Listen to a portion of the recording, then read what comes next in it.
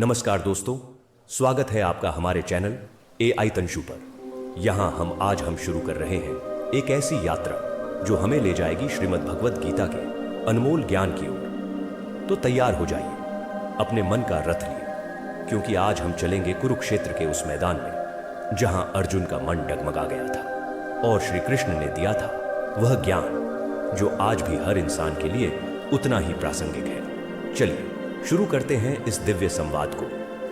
अर्जुन विषाद योग, अर्जुन का अंतर्द्वंद और गीता का प्रथम अध्याय गीता क्या है। श्रीमद् भगवद गीता का अर्थ है भगवान का गाया हुआ गीत। लेकिन यह सिर्फ एक धार्मिक ग्रंथ नहीं है, बल्कि यह एक जीवन दर्शन है, एक मार्गदर्शक प्रकाश जो हमें सिखाता है कि कैसे जीना है, कैसे निर्णय लेना है और कैसे अपने मन को जीतना है।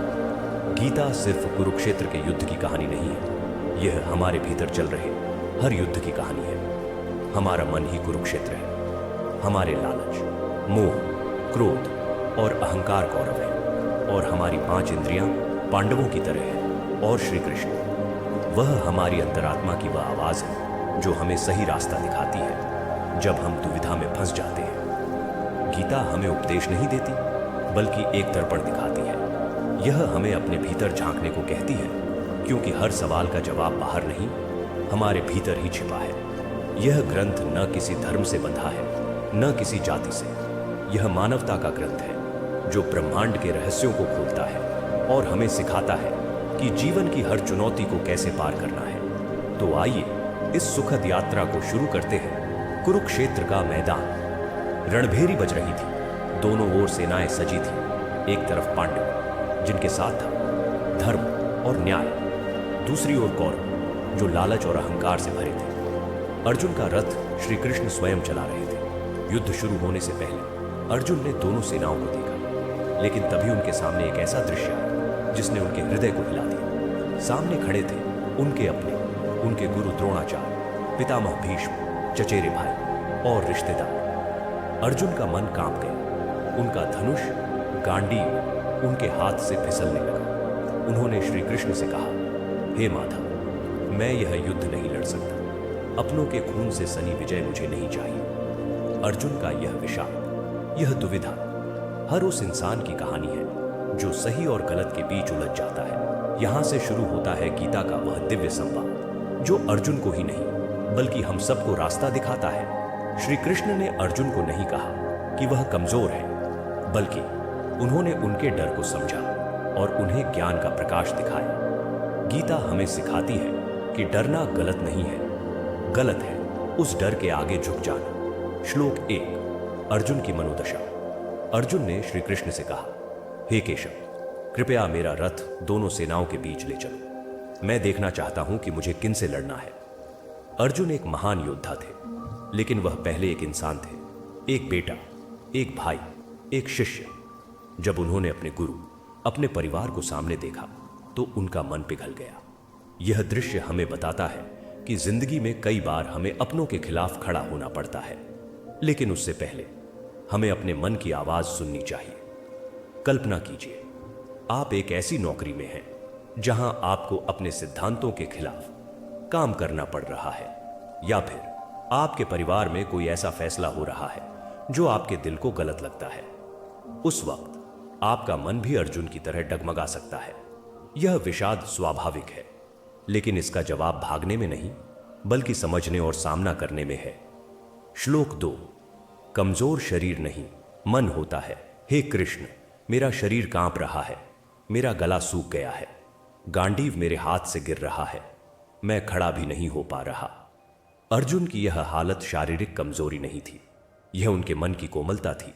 वह अपनों की जान को सत्ता और राज्य से ज्यादा कीमती मानते थे। दोस्तों, हमारी जिंदगी में भी ऐसे पल आते हैं जब हमारा मन भारी हो जाता है। शायद एक रिश्ता टूट रहा हो या कोई बड़ा फैसला लेना हो। उस वक्त हमारा शरीर भी हमारे मन की हालत को झेल नहीं पाता। आंखें नम हो जाती हैं और हिम्मत जवाब देने लगती है। लेकिन गीता हमें सिखाती है कि इस कमजोरी को स्वीकार करना ही पहला कदम है। श्लोक 3, जीत ही सब कुछ नहीं। हे केशव, इस युद्ध का परिणाम सिर्फ विनाश होगा। अपनों को मारकर जीत भी मिली तो उसका क्या मतलब। मुझे न राज्य चाहिए, न सुख, न ही तीनों लोग, अगर उसके लिए किसी की जान लेनी पड़े। अर्जुन यहाँ उस इंसान की तरह बोल रहे हैं जो अपनी आत्मा से जाग चुका है। वह सवाल उठाते हैं, क्या किसी की लाश पर बैठकर हासिल किया गया ताज सचमुच सुख दे सकता है? आज हमारी जिंदगी में भी ऐसे मौके आते हैं जब हम जीत के लिए बहुत कुछ दांव पर लगा देते हैं, लेकिन गीता हमें सिखाती है कि अगर जीत इंसानियत से बड़ी हो जाए तो वह जीत व्यर्थ है।